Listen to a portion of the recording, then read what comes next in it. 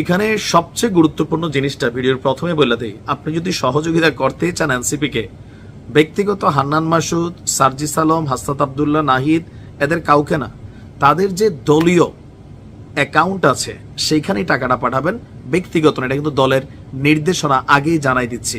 এবার আসুন বাকি ভিডিওতে।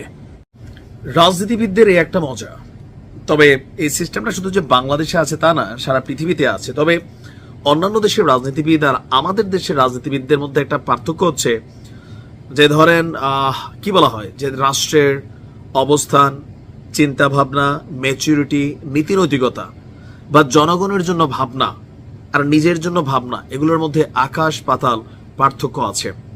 বাংলাদেশের গতানুগতিক যে কয়েকটা রাজনৈতিক দল আছে, নিজস্ব ফান্ডিংয়ে সম্ভবত এমন কোনো দল নাই যায় নিজে নিজে চলে। একটা অংশে হয়তোবা জামাত তাদের যে সিস্টেম ক্রিয়েট করছে, বিভিন্ন সিস্টেমে যে নিজেদের কর্মীদের মাধ্যমে বা নিজেদের সমর্থকদের মাধ্যমে একটা অবস্থান তৈরি করা, বাট বেশিরভাগই নিজেদের নিবন্ধিত সদস্যরা ফান্ডিং করে থাকে।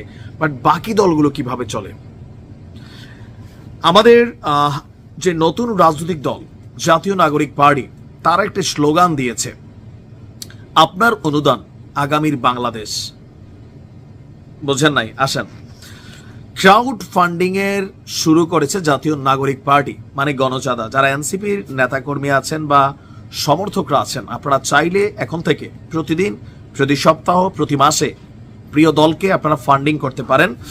গতকালকে বিকেলে রাজধানীর বাংলা মোটরের দলটি আপনার তাদের কেন্দ্রীয় কার্যালয়ে এক সংবাদ সম্মেলন করে এই তথ্য জানিয়েছেন। তিনি বলছেন, জুলাই বিপ্লবের পর দেশের আপামর জনতা এনসিপিকে বিভিন্নভাবে সাহায্য করতে চেয়েছেন।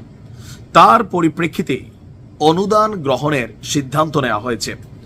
বিভিন্ন সময় যারা এনসিপির পাশে থাকতে চেয়েছেন তাদের আর্থিক অনুদান কর্মসূচিতে যোগ দেওয়ার আহ্বান জানিয়ে তিনি বলছেন, স্বচ্ছ জবাবদিহিমূলক আর্থিক পলিসি করতে চায় এনসিপি। এর মধ্য দিয়ে সংগঠনের আয়, ব্যয়, বরাদ্দ, আয়ের উৎস, ব্যয়ের খাত প্রতিটি বিষয়ে সুনির্দিষ্ট পলিসি গ্রহণ করা হয়েছে।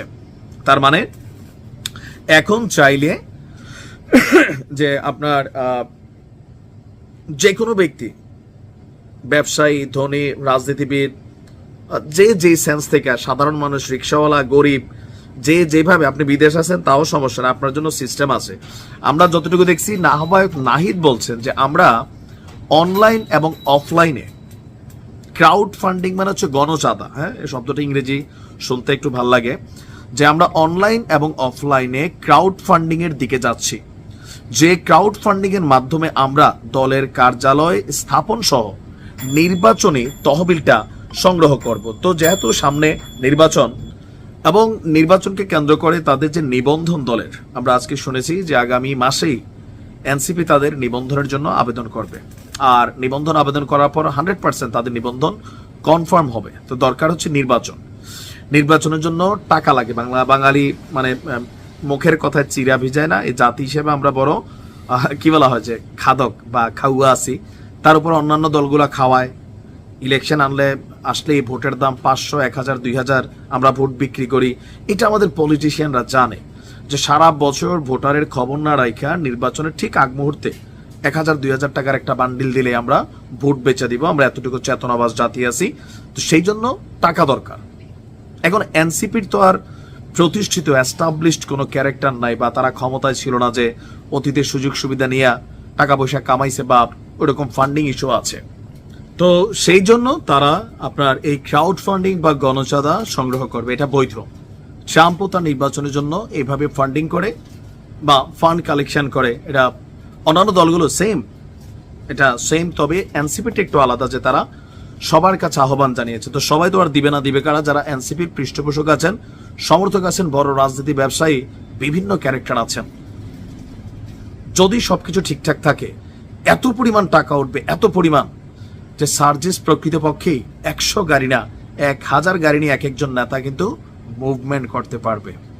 কারণ আমরা দেখছি যে একটা হিউজ মানুষ এনসিপির সমর্থক আছে, তারা দাবি করছেন যে জনগণ তাদের সাথে আছে।